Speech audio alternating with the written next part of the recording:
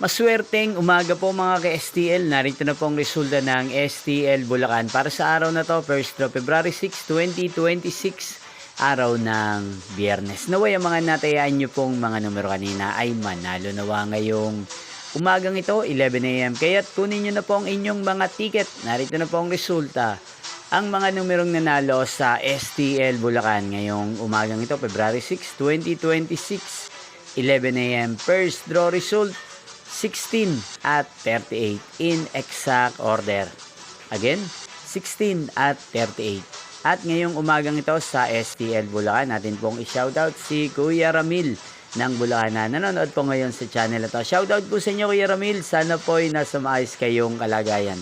Inyo pong napanood ang resulta ng STL Bulacan. Magkita-kita pong muli tayo mamayang 4 PM para second draw result ng STL Bulacan. Thank you for watching.